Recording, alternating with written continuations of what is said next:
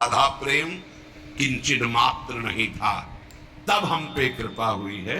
अब तो अपने चरण शरण में, अब तो अपने घर में, अब तो अपनी प्रेम पंक्ति में हमें बैठा दिया गया है।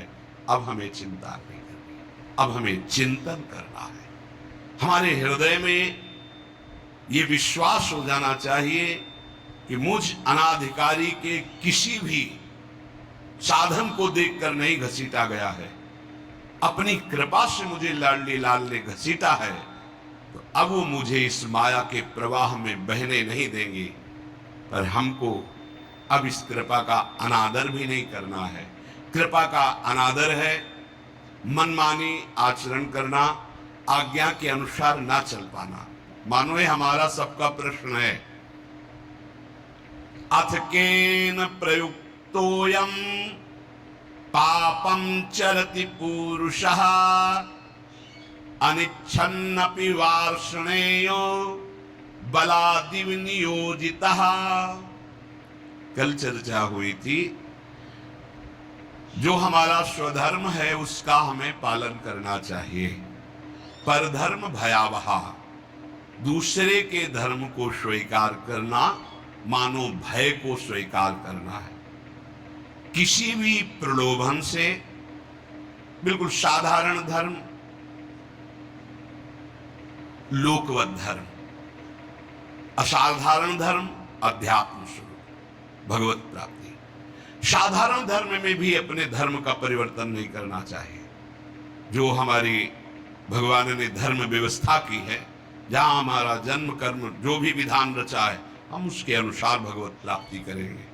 जो वर्णाश्रम के अनुसार व्यवस्था, उसके अनुसार हम चलेंगे। ये साधारण व्याख्या है। असाधारण व्याख्या है, कल चर्चा हुई थी, हम प्रभु के अंश हैं। हमारा स्व चैतन्य घन अविनाशी निर्विकार पर शरीर, स्वधर्म भगवत प्राप्ति, परधर्म भोग प्राप्ति। योग होना स्वधर्म है और भोगी होना परधर्म है। इसी से पता चल जाएगा कि हम स्वधर्म में हैं कि परधर्म में। ध्यान दीजिएगा, भगवत योग होना स्वधर्म है और भोगों में रत रहना ये परधर्म है। निर्लिप्त रहना भोगों से स्वधर्म है, भोगों में लिप्त होना परधर्म है। सबकी सेवा करना, कुछ ना चाहना स्वधर्म है, और सबसे सुख चाहना ये परधर्म है। भगवत प्रेम होना स्वधर्म है, शरीर प्रेम, शरीर संबंधी रिश्ते नातों में प्रेम होना परधर्म है। निष्काम होना स्वधर्म है, सकाम होना परधर्म है। निर्मम होना स्वधर्म है, ममता युक्त संसार में बर्ताव करना परधर्म है। अनासक्त होना स्वधर्म है, आसक्त होकर भोगों में, शरीरों में, रुपया में, नाना प्रकार की सामग्री में परधर्म है। तात्पर्य, प्रकृति के संबंध को स्वीकार करके जो कुछ हो रहा है वो सब परधर्म है। परमात्मा के संबंध को स्वीकार करके जो कुछ है वो स्वधर्म है। क्या सुंदर स्वधर्म की व्याख्या है। स्वधर्म चिन्मय, चिदानंदमय, अविनाशी है। परधर्म जड़ धर्म है, परिवर्तनशील है, नाशवान है। प्रभु का अंश स्व, प्रकृति का अंश शरीर। स्वधर्म प्रभु से जुड़ना स्वधर्म, शरीर से, संसार से जुड़ना परधर्म। शरीर संसार के भोगों की इच्छा परधर्म, भगवत प्राप्ति की इच्छा स्वधर्म। चेतन स्वधर्म, जड़ परधर्म, परमात्मा स्वधर्म, प्रकृति परधर्म। बहुत सुंदर। इससे सुंदर व्याख्या स्वधर्म और परधर्म की मिलना कठिन है। परिवर्तनशील परधर्म, एक रस स्वधर्म, दो प्रकार की इच्छाएं होती हैं, एक भगवान की प्राप्ति की इच्छा, एक संसार की प्राप्ति की इच्छा। भगवान की प्राप्ति की इच्छा स्वधर्म है, इच्छा करना चाहिए। संसार की प्राप्ति की इच्छा परधर्म है, भयावह है, भय प्रदान करेगी, दुख प्रदान करेगी।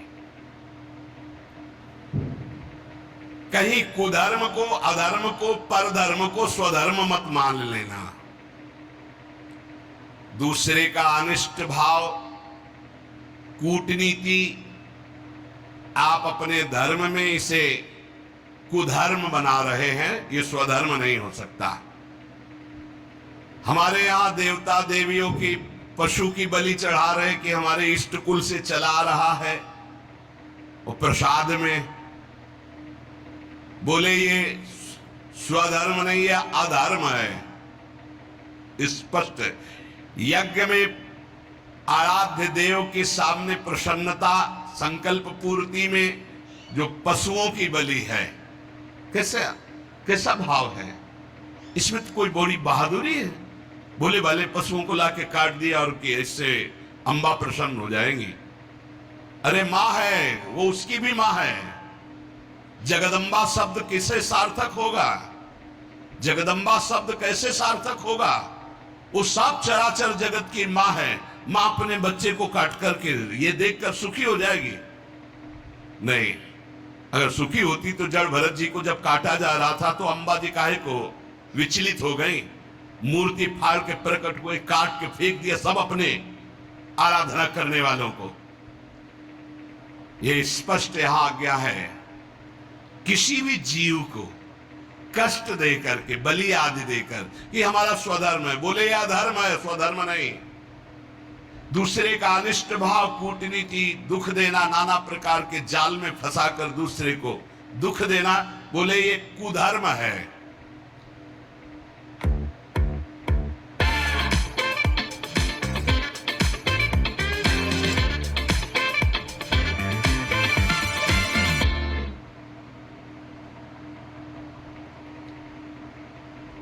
मनमानी आचरण शास्त्र